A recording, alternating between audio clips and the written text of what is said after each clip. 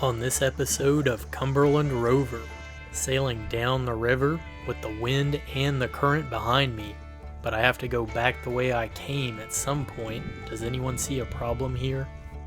And it turns out U.S. Army aviators are fans of my channel.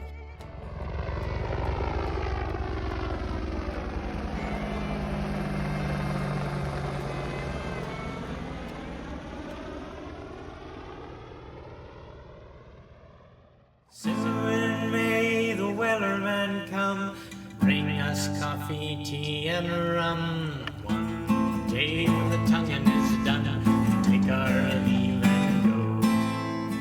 At a fairness on the town, her hair was blonde and her dress was brown. Soon may the wellerman come around.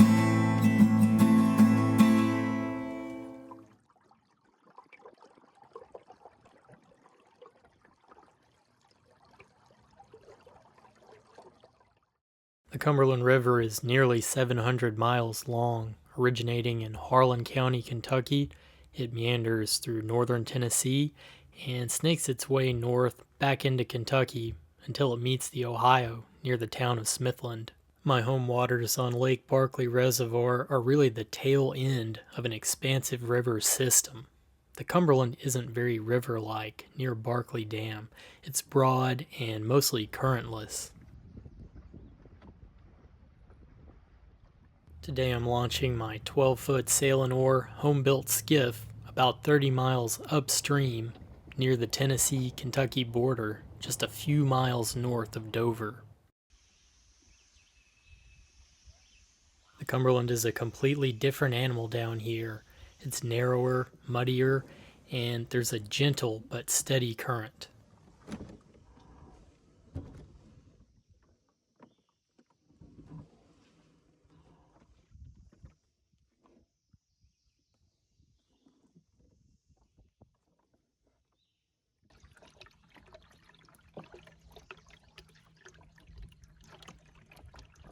Viewed on a chart, the channel is physically distinct from these inundated river bottoms I'm crossing near the western shore of land between the lakes.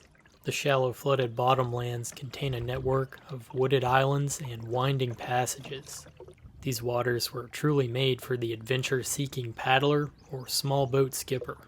I'll be returning to explore the shallow area on another occasion, but I want to take advantage of the favorable conditions to cross over to the eastern bank of the Cumberland and float down the river a ways and see what lies on the eastern side of the channel.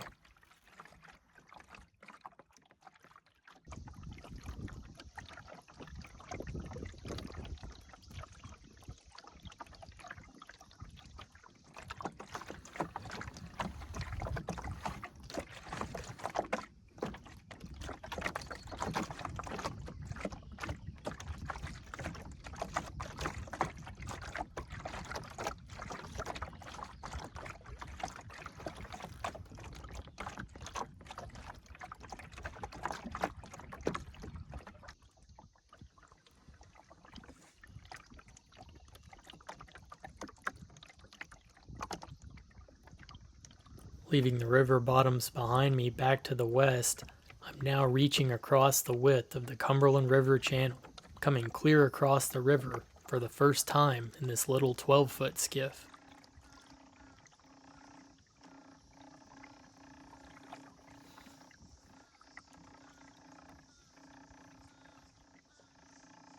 I jibe and turn downriver, aiming for a series of islands up ahead on the eastern side of the channel.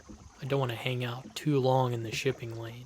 Barge traffic is liable to be just around the bend, and in a very small boat, you need to see them coming from a good ways off so you have time to get out of the way.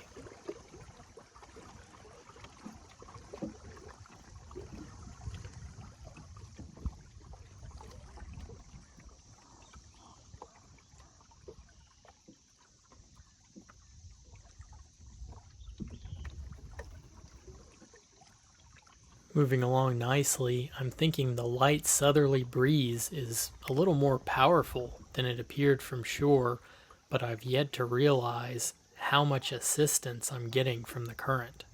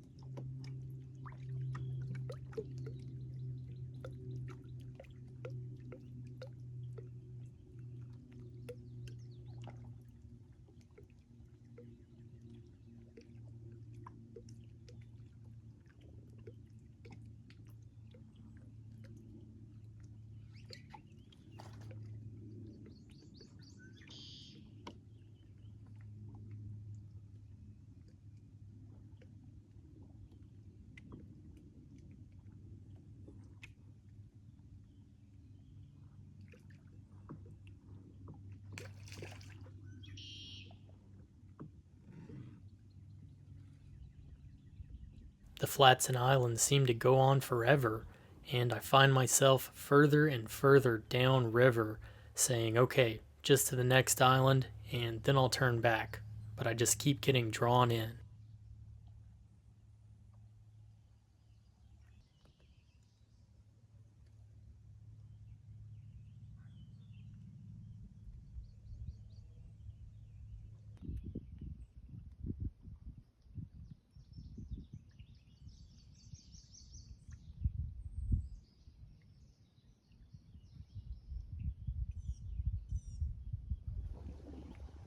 Finally, out of necessity, I resigned to backtrack to the river channel and reach across for the western bank near LBL because it's time to begin the rowing leg of my lap.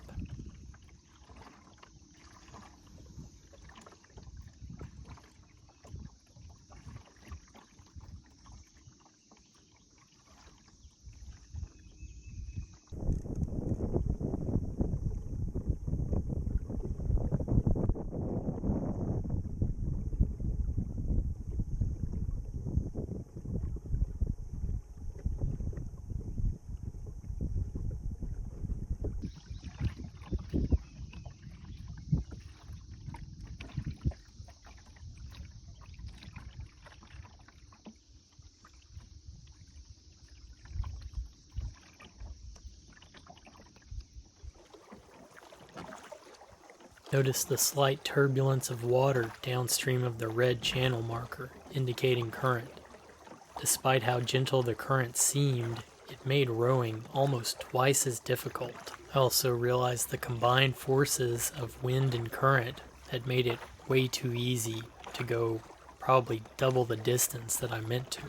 I now had a long way to row against the river to get to the launch site back upstream, and the worst part is, if you stop rowing, you immediately begin to drift the wrong direction, losing way.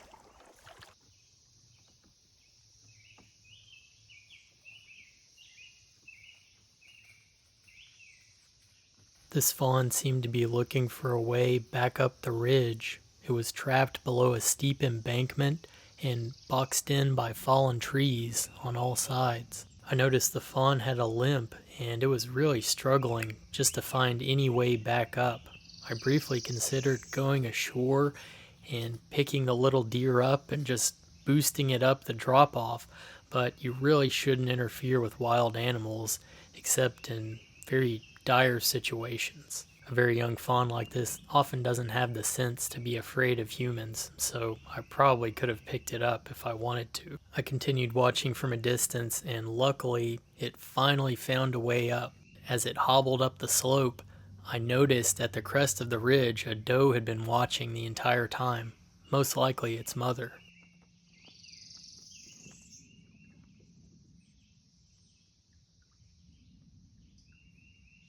A little while later, the army swooped in just to say hi.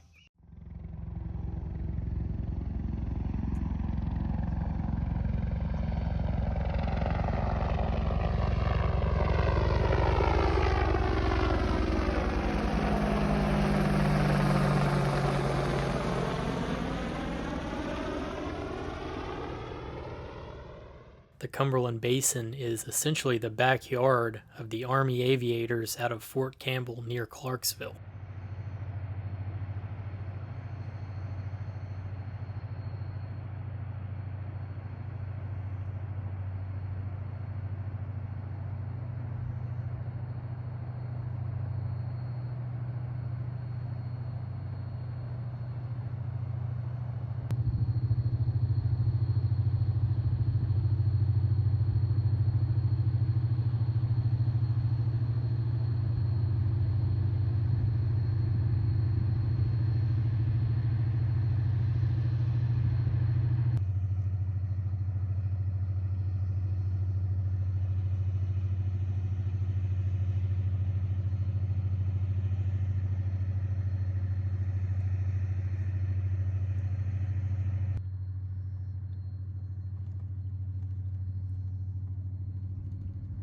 I couldn't tell you an accurate distance, but I must have rowed several kilometers upriver before finally reaching the launch site exhausted.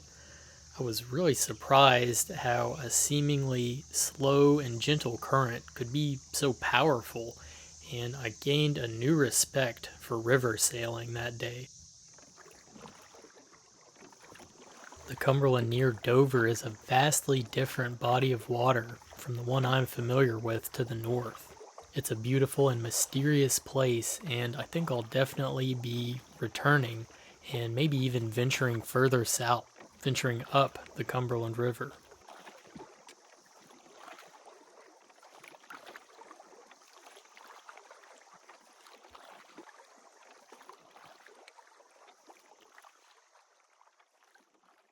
Pennants are now available at cumberlandrover.com. Historically flown for signal purposes, a pennant is that indescribable something that your boat is missing. They can help you read the wind, increase visibility of your small craft, and they just look cool, fluttering from the masthead or yard of a lug sail. You can have any color you want, as long as it's bright red.